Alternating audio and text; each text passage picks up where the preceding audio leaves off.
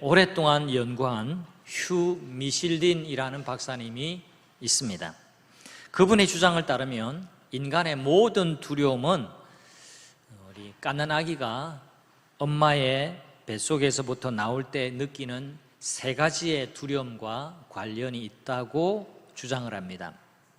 잘 들어보십시오. 아기가 느끼는 첫 번째 두려움은요, 떨어지는 두려움이에요. 떨어지는 두려움. 모태에서 바깥 세상으로 나올 때 밀려서 떨어지는 두려움을 최초로 느끼게 된다는 겁니다. 이것은 어른이 되면서 실패의 두려움, 뜻하지 않게 찾아오는 사건이나 사고에 대한 두려움으로 이어진다고 합니다. 두 번째로 아기가 갖는 두려움은요, 큰 소리에 대한 두려움이에요. 이건 제가 참 많이 공감이 갔습니다. 저희 집에 둘째가 태어날 때부터 청소년 때까지 이 큰 소리에 대한 두려움이 있었어요. 싫어했다는 겁니다. 갓난아기 때는요, 큰 소리가 나면 굉장히 놀랐어요. 그래서 청소년이 될 때까지 남자아이인데도 때리고 부수고 싸우고 하는 이런 영화를 싫어했어요. 안 보려고 해요. 큰 소리가 나는 걸 극도로 좀 싫어하는 경향이 있었습니다. 제가 거슬러 생각해 볼 때 제가 뱃속에 있을 때 사실은 교통사고가 좀 났어요. 그래서 그때는 보니까 엄마 배가 땅땅해지더라고요. 돌덩이처럼 막 되더라고요, 며칠 동안. 그러면서 얘가 뱃속에서 굉장히 두려움을 느꼈겠구나, 이런 생각을 좀 해봤습니다. 아무튼 엄마 뱃속에서는 굉장히 조용했는데 세상에 나와서 처음으로 각종 시끄러운 소리를 듣고 아기들은 두려움을 느낀다고 합니다. 이것은 어른이 겪게 되는 어떤 비판에 대한 두려움 혹은 폭력이나 신변 위협에 대한 두려움 등으로 이어지기도 합니다. 세 번째 두려움은 버려지는 두려움이에요. 여태껏 엄마 뱃속에서 탯줄을 의지해서 살았는데 이제 모태 밖으로 나오고 탯줄이 제일 먼저 단절이 됩니다. 더 이상 의지할 것이 없어지게 될 때에 두려움을 느끼게 된다는 겁니다. 그 애는 세상 바깥을 경험해 보지 못했기 때문에 일생이 끊어지는 거예요. 10달 동안에는 그 일생이 사실은 끊어지는 것이 역설적으로 탯줄이 잘리는 거예요.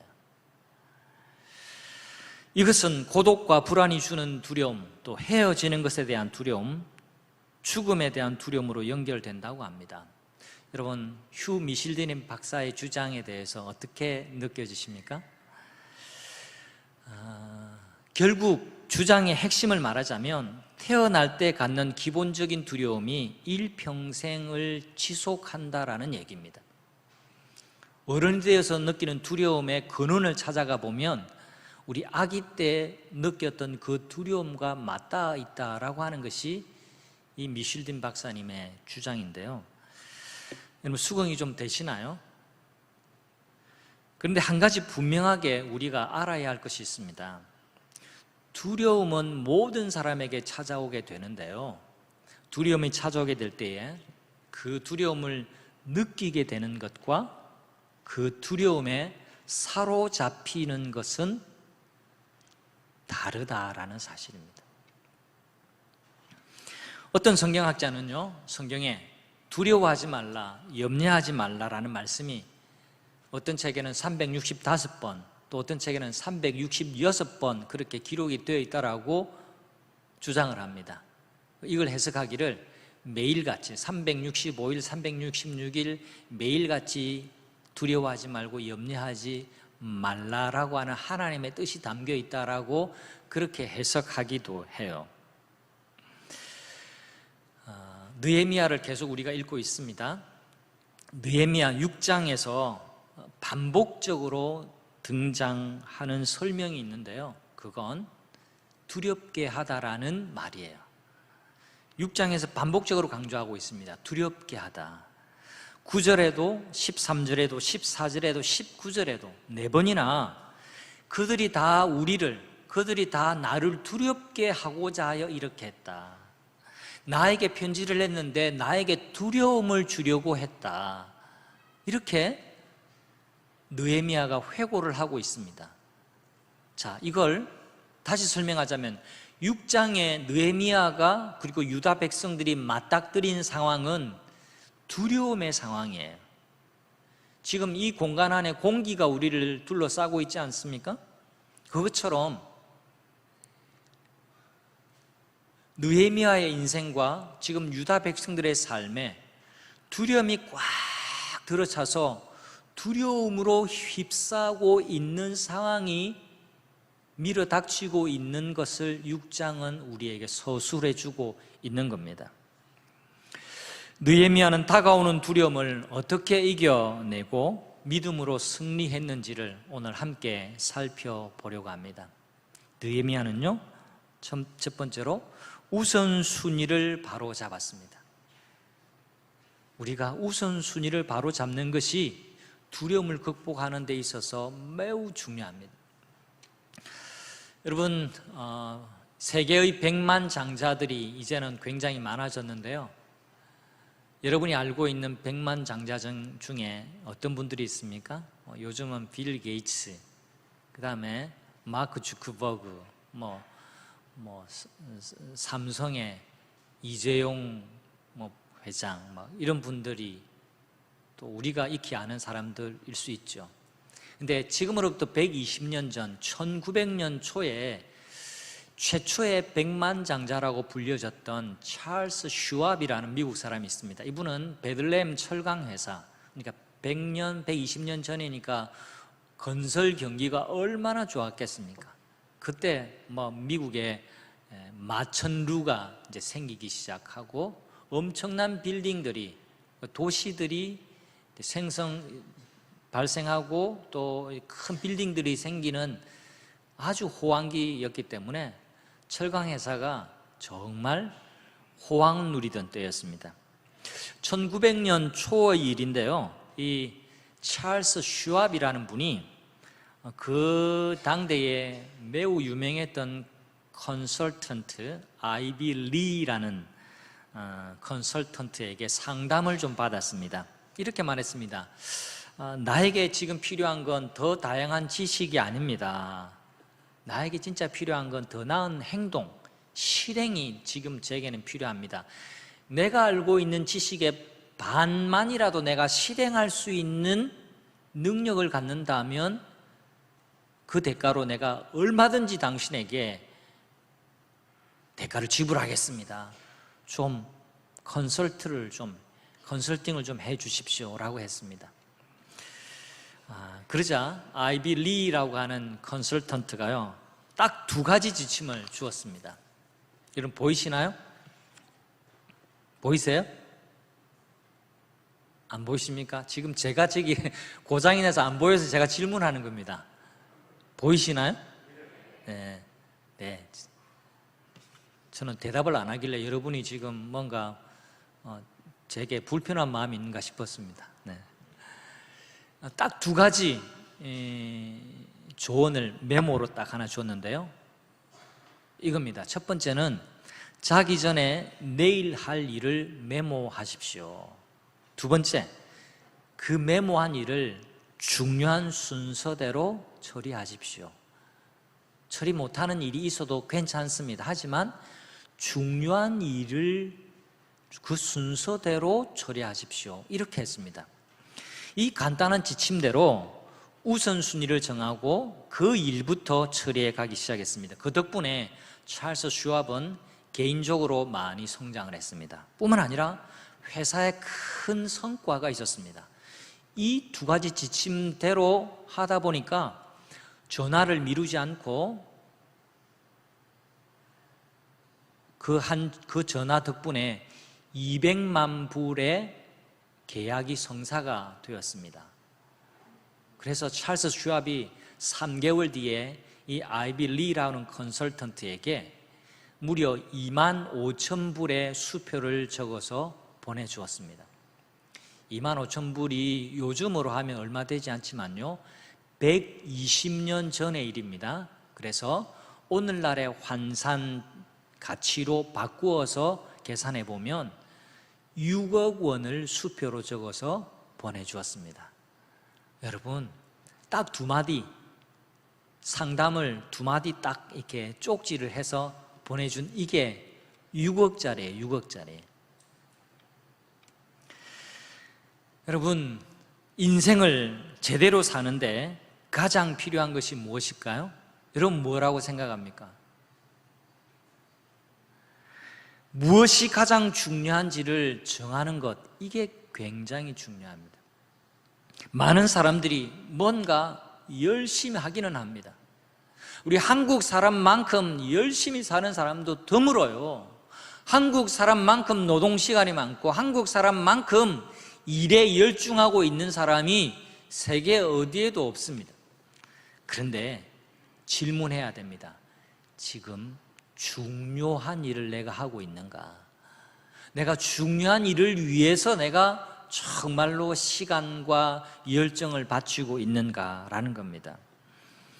많은 사람들이 뭔가 열심히 하기는 하지만 정작 중요한 일은 놓쳐버리는 경우가 허다합니다. 마귀는 성도의 삶을 망쳐놓으려고 늘 우선순위를 혼란스럽게 합니다. 마귀 편에서 볼 때 이건 굉장히도 효과적인 방법이거든요. 자, 잘 들으십시오. 당장에 좋아 보이는 일에 몰두하게 해서 정말로 중요한 일을 놓쳐버리게 만드는 것이 마귀의 전략이에요. 신앙생활 할 때도 마찬가지입니다. 신앙생활에 정말로 중요한 일을 놓치고 당장에 좋아 보이는 그것을 따라서 살도록 만드는 것이 마귀의 전략이에요. 공생애를 시작한 예수님께 마귀가 시험한 것도 사실은 따지고 보면 이겁니다. 마귀가 이렇게 예수님께 말합니다.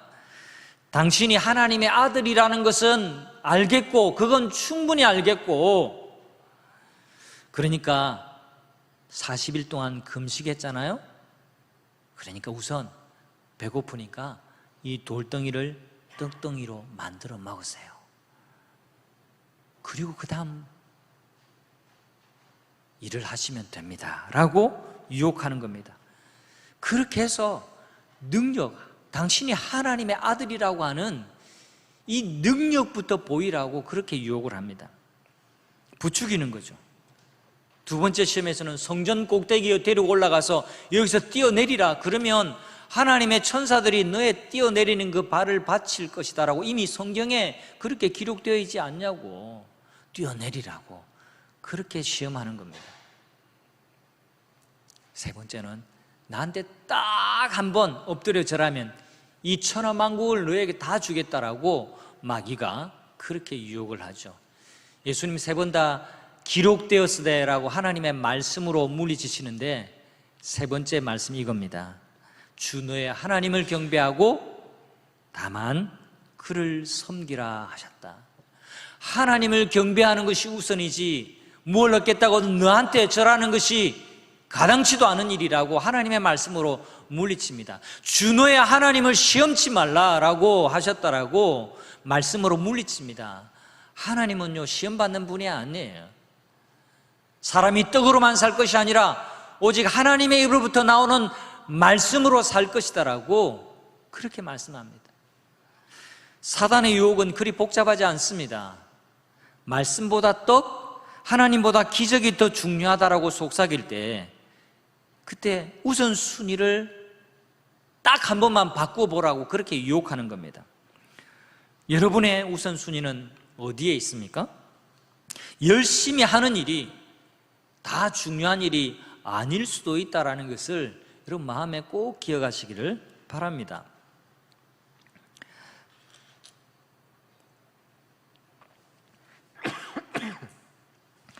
이 절 말씀을 보면 그동안 방해하던 회방꾼들이 오라 우리가 만나자라고 느헤미야에게 제안을 합니다. 이렇게 말하는 거죠. 이제 원하던 성벽을 다 쌓았지 않소? 다 연결되었지 않소? 우리도 이제 두 손 두 발 다 들었어. 이제 안 좋았던 일은 다 잊어버리고 좋은 게 좋은 거니까 중간지대인 오노 평지에 와서 우리 함께 만나서 화해하고 사이좋게 지냅시다 라는 것이 이 산발랏이 보낸 편지의 내용입니다. 여러분, 이 얼마나 솔깃한 소리입니까? 여러분, 성벽을 해서 이렇게 공사를 해서 이제 완공 직전에 있는데, 여러분, 이 얼마나 솔깃한 소리입니까? 이제 더 이상 방해하지 않도록 가서 만나서 화해하고 사이좋게 화친하는 것 얼마나 괜찮아 보이는 이야기로 들립니까? 하지만 그것은 느헤미야를 해치려는 원수의 계략이었다라는 것을 간파해냅니다. 느헤미야가 이렇게 회고합니다. 실상은 나를 해하고자 함이었더라, 이렇게 말하고 있습니다. 2절에 이걸 쉬운 성경으로 번역하면 이렇습니다. 나는 그들이 나를 해치려고 수작을 부리는 것인 줄 알았다, 그렇게 말하고 있습니다. 그래서 느헤미야가 대답을 하죠. 내가 이 큰 역사를 하니 내려가지 못하겠노라. 어찌하여 역사를 중지하고 너에게로 나가겠느냐.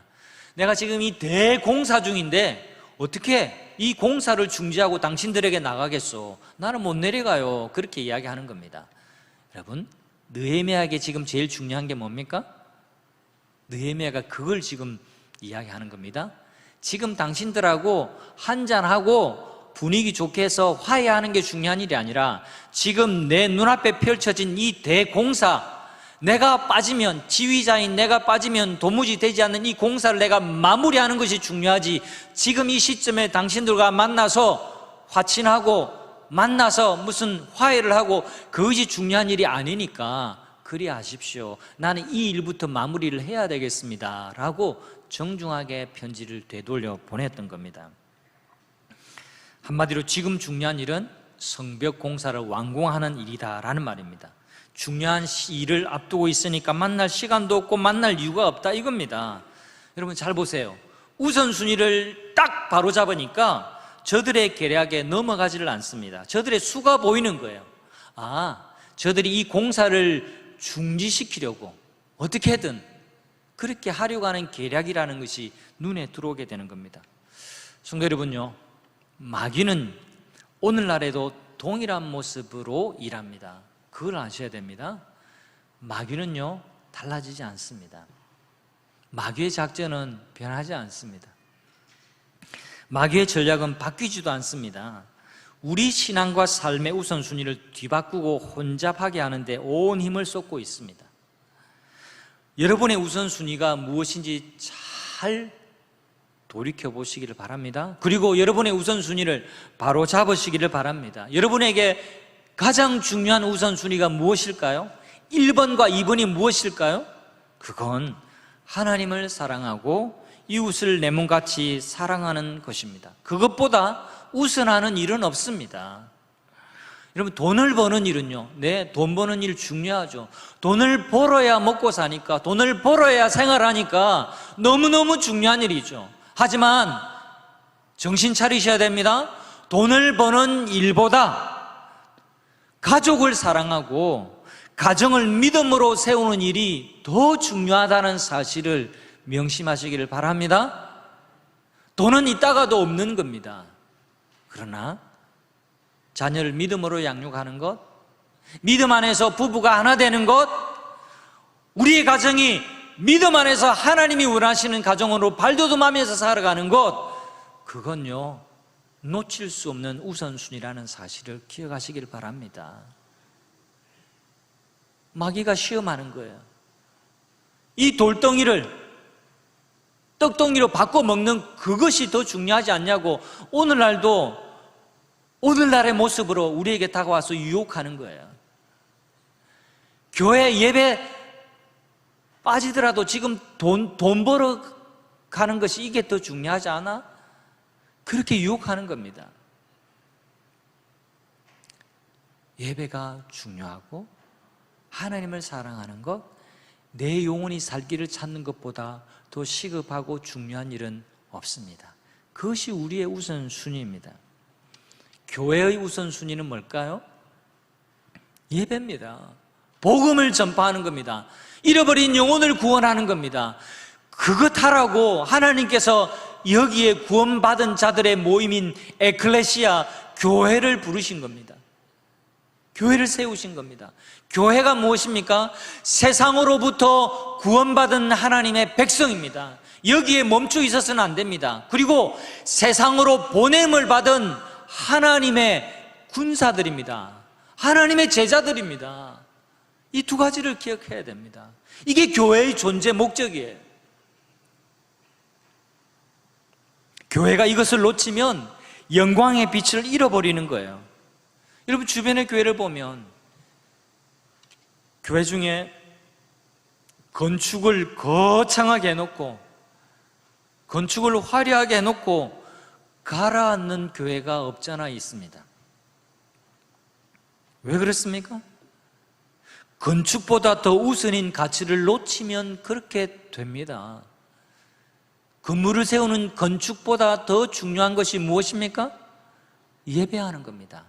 하나님을 섬기는 겁니다. 이 교회를 통해서 잃어버린 영혼을 구원해내는 겁니다. 복음을 전파하는 겁니다. 열방을 선교하는 겁니다. 누가 뭐래도 우리 교회의 우선순위가 예배하는 것, 하나님을 사랑하는 것, 영혼을 구원하는 것, 내 곁에 있는 형제 자매를 사랑하고 섬기는 것, 이웃을 사랑하는 것, 세계 선교에 앞장서는 것, 이것이 우리 교회의 제1의 우선순위가 될 수 있기를 주님의 이름으로 축원합니다. 우선순위를 바로 잡아야 돼요. 우리 개인의 삶이든 우리 교회의 삶이든 가정이든 이 우선순위를 바로 잡을 때에 우리에게 다가오는 그 두려움의 실체를 간파해내고 그 두려움을 이길 수 있는 더 나은 선택을 하게 되는 겁니다. 두 번째 우리 살펴볼 것은요, 원수의 공격인지 늘 분별하는 것이 우리에게 필요합니다. 느헤미야가 그랬어요. 느헤미야에게 끊임없이 원수들의 공격이 오는데요, 오늘 본문에 읽지는 않았지만 뒤편에 보면 읽었죠. 뒤에 보면 원수의 공격이 다양하고 집요한데요, 하다 안 되니까 산발랏은 돈으로 선지자 스마야를 매수합니다. 스마야는 예언자인데 이렇게 느헤미야에게 설득을 하죠. 하나님의 성전으로 가서 성소 안으로 들어가서 죽임을 면하자.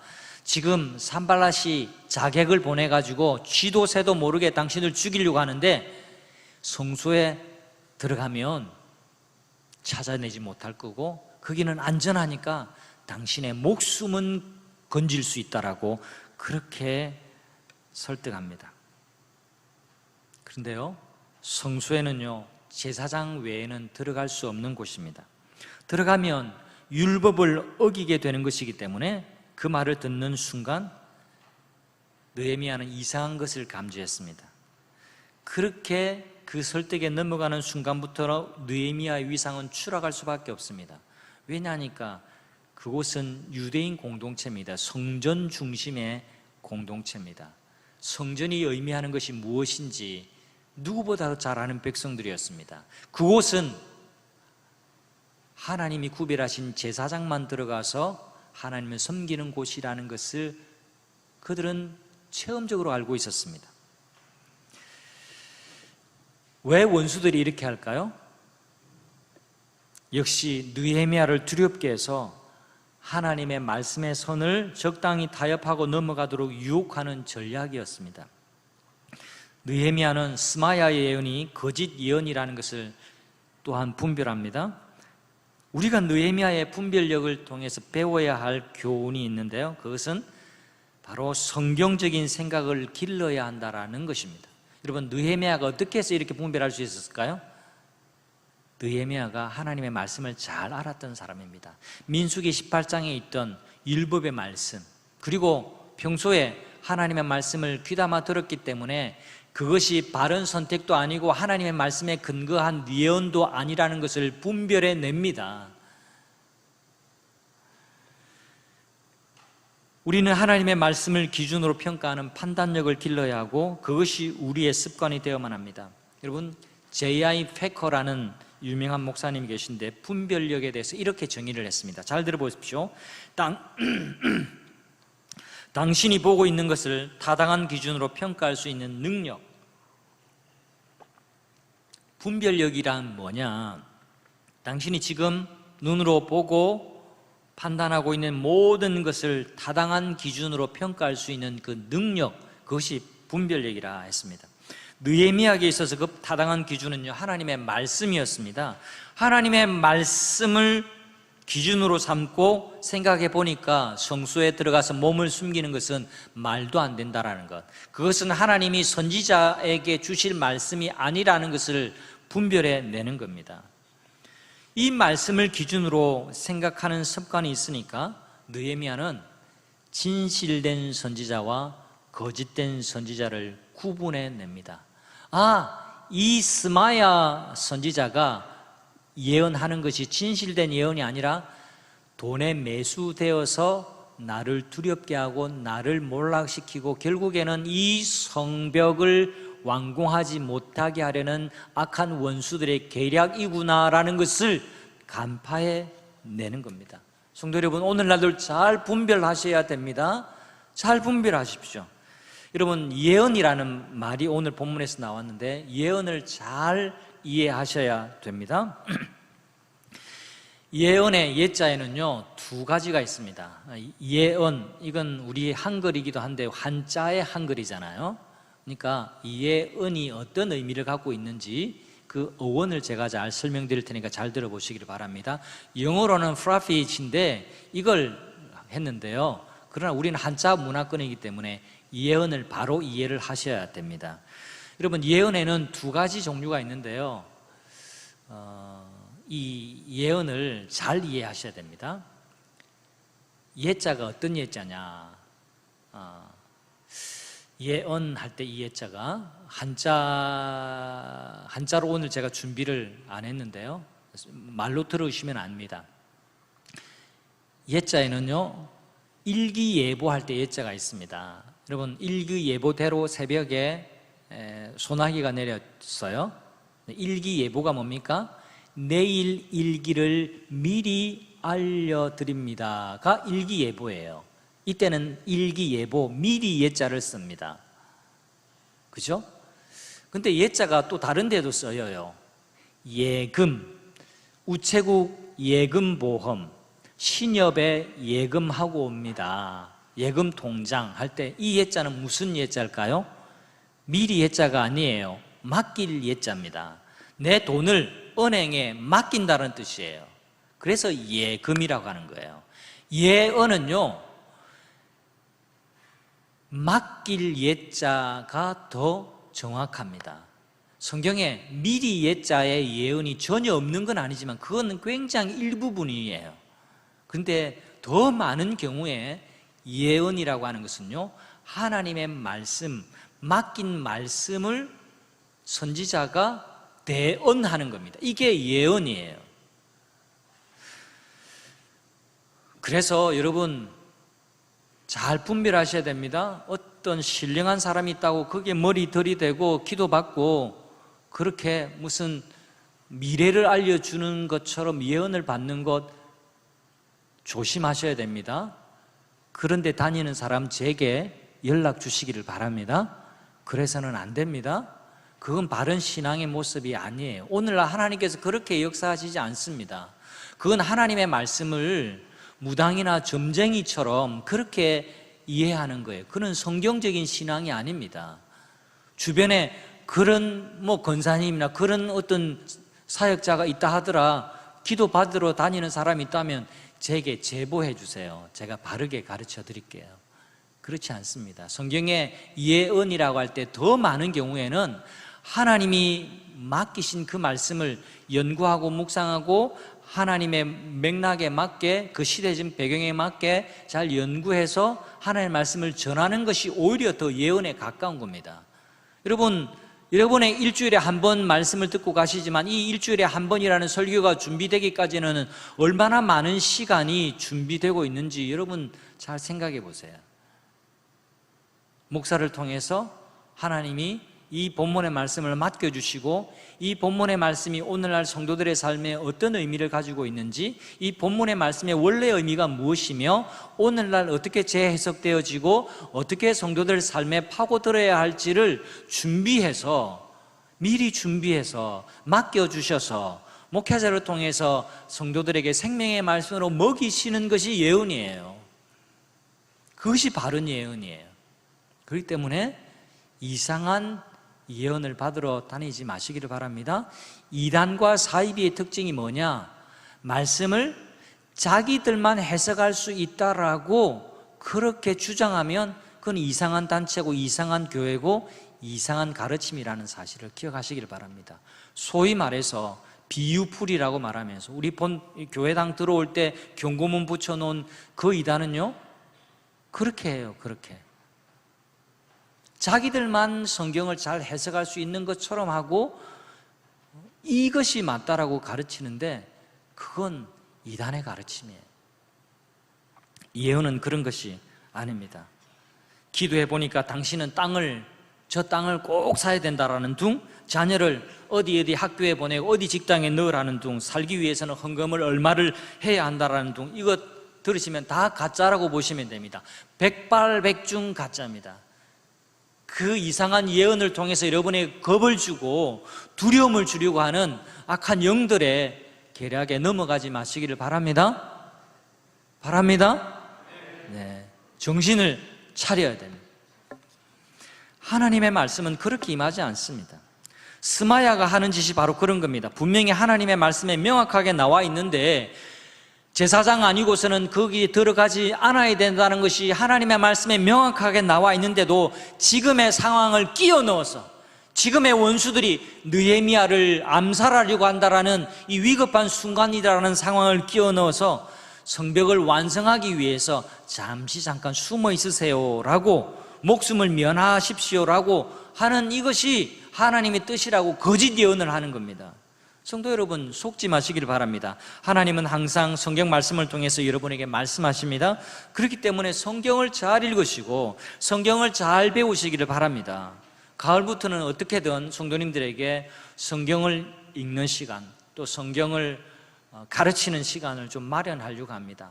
방역의 상황을 보고 모일 수 있으면 모이고요, 아니라면 온라인을 좀 개설해서라도 여러분들에게 그런 강좌를 제공하려고 합니다. 아무튼 여러분이 하나님의 말씀을 잘 배우고 그 말씀으로 분별을 잘 해야 됩니다. 마지막 세 번째는요, 두려움보다 더 크신 하나님을 바라보아야 됩니다. 그래야 두려움을 이길 수 있습니다. 여러분, 어두움은 그냥 물러나지 않습니다. 어두움에 그냥 팔을 휘두르면서 쫓아낸다고 쫓아가지 않습니다. 밝은 빛이 들어오면 어두움은 물러나게 되어 있습니다. 그런 것처럼 두려움을 만드는 것이 원수의 전략인데요, 원수들은 글로 말로 상황으로 느헤미야에게 두려움을 심어주려고 가진 작전을 다 쓰고 있습니다. 이유가 있어요. 두려움이 찾아오면 일에 집중할 수 없기 때문에, 두려움에 사로잡히면 더 이상 공사를 진행할 수 없기 때문에 그렇습니다. 두려움에 빠지게 되면 힘을 잃게 되기 때문입니다. 두려움이 찾아오면 판단 능력도 떨어지기 때문에 그렇습니다. 두려움이 찾아오면 불안하고 걱정에 휩싸이기 때문에 그렇습니다. 결국 두려움 때문에 하나님을 신뢰하는 마음까지 잃어버리고 말게 되는 것이죠. 이것이 원수가 노리는 바예요. 이것이 원수가 여러분에게 노리는 바이기도 합니다. 어떻게 먹고 살지, 일을 어떻게 하지, 두려움을 느낌으로 말미암아서 하나님은 온데간데 없이, 믿음은 온데간데 없이, 하나님의 말씀은 온데간데 없이 그 두려움에 눌려서 살아서 일을 그르치게 하는 것이 마귀가 하는 일이에요. 마귀가 온 것은 하나님의 백성을 죽이고 멸망시키려고 하는 것입니다. 그러나 인자가 온 것은 살리기 위해서, 생명을 얻게 하고 더 풍성히 얻게 하기 위해서 우리에게 오신 분이 예수님이라는 사실을 기억하시기를 바랍니다.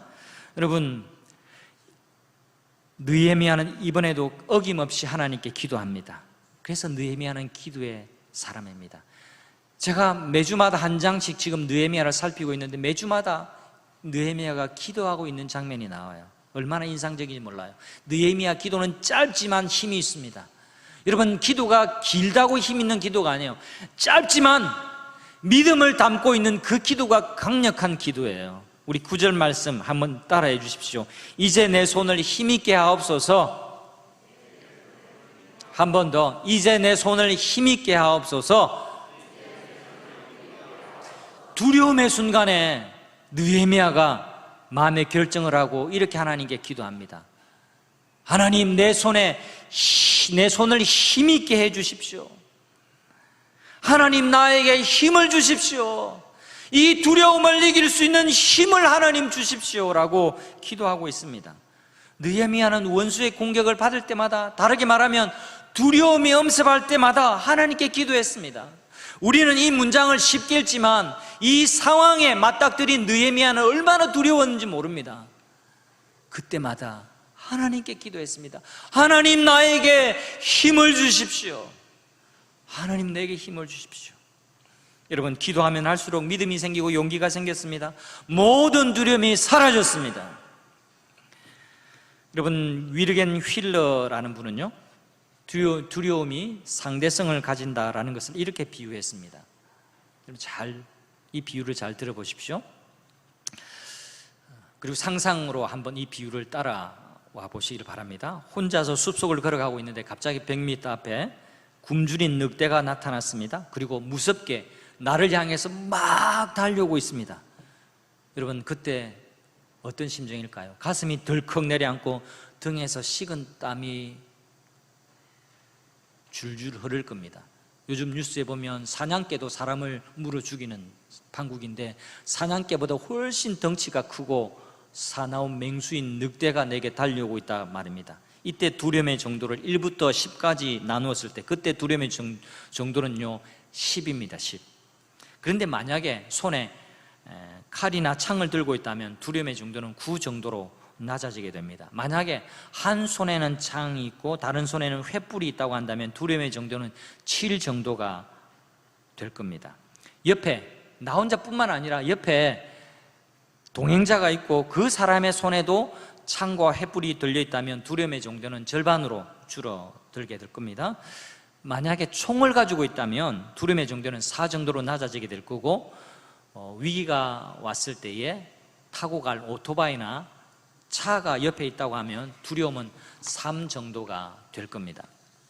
만일 차 안에 있었다면 두려움은 거의 없을 것이고, 다만 가슴이 덜컥하고 내려앉고 끝났을 겁니다. 그 다음 중요한 말이 나옵니다. 그런데 늑대가 달려오는 그 때에 만약 그 옆에 무장한 군대가 수십 명이 있었다면 당신은 늑대를 잡으려고 덤벼들었을 것이다. 역전이 일어나게 된다는 거죠. 성도 여러분, 다윗이 골리앗을 무찌른 이야기가 바로 이것을 증명해 주고 있습니다. 이스라엘의 모든 사람이 골리앗 앞에서 두려워 벌벌 떨고 있었습니다. 그런데 그때 소년 다윗은 골리앗을 향해 달려나갑니다. 다윗의 눈에는 만군의 여호와, 전쟁에 능하신 능력의 하나님이 함께 하시는 것이 보였기 때문에 그렇습니다. 그래서 오히려 골리앗을 잡으려고 달려나갔던 겁니다. 그래서 외칩니다. 골리앗, 너는 창과 단창으로 내게 나오지만 나는 만군의 여호와의 이름으로 너를 잡으러 간다 라고 달려나갔습니다. 그리고 골리앗을 멋지게 쓰러뜨립니다. 여러분, 이것이 기적입니다. 기적이 일어나기 전에 두려움을 먼저 점령했습니다. 어떻게 해요? 내 곁에 계신 하나님, 만군의 여호와 하나님, 두려움을 넘어서는, 두려움보다 더 크신 하나님을 보았기 때문에, 확신했기 때문에 일어난 놀라운 이야기입니다. 여러분, 16절 말씀을 결론적으로 볼까요? 원수의 공격을 받을 때 기도했더니 일어난 놀라운 이야기가 나옵니다. 16절 말씀을 같이 읽어보겠습니다. 우리의 모든 대적과 주위에 있는 이방 족속들이 이를 듣고 다 두려워하여 크게 낙담하였으니 그들이 우리 하나님께서 역사를 이루신 것을 알미니라. 아멘. 성벽은 드디어 완공이 되어졌습니다. 그런데 역전이 일어납니다. 어떻게 해요? 두려움을 가져다 주던 원수들이 오히려 두려워하고 낙담했습니다. 왜 낙담을 했습니까? 이제 느헤미야가 아니라, 느헤미야가 눈에 들어오는 게 아닙니다. 느헤미야가 이 성벽을 세웠다라고 결론 내리지 않습니다. 보세요. 그들이 우리 하나님께서 역사를 이루신 것을 알미니라. 하나님이 성벽을 완공했다라는 것을 알았기 때문에 그들이 간담이 서늘해지고 낙담하고 말았다라고 기록하고 있습니다. 성도 여러분, 두려움은 해야 할 일을 못하게 만듭니다. 두려움은 가야 할 길을 가지 못하게 만들기 때문에 두려움은 사단이 우리에게 주는 것입니다. 디모데후서 1장 7절 말씀, 하나님이 우리에게 주신 것은 두려워하는 마음이 아니오 하나님이 우리에게 주신 마음은 사랑과 근신하는 마음과 절제하는 마음이다 라고 말씀하고 있습니다. 여러분에게 이 모양 저 모양의 두려움이 있습니까? 그건 하나님이 주고 있는 것이 아니라는 것을 기억하시기를 바랍니다. 하나님이 주시지 않는 것은 토해내시기를 바랍니다. 하나님이 주시지 않는 것은 거절하시기를 바랍니다. 어떤 두려움이 여러분에게 있습니까? 그 어떤 두려움도 하나님보다 크지 않습니다. 하나님을 바라보면서 용기를 가지시고 믿음으로 살아가는 이 한 주간을 살아가는 모든 성도님들이 되시기를 우리 주님의 이름으로 축원합니다. 우리 다 함께 자리에 일어나셔서 우리 함께 결단의 찬양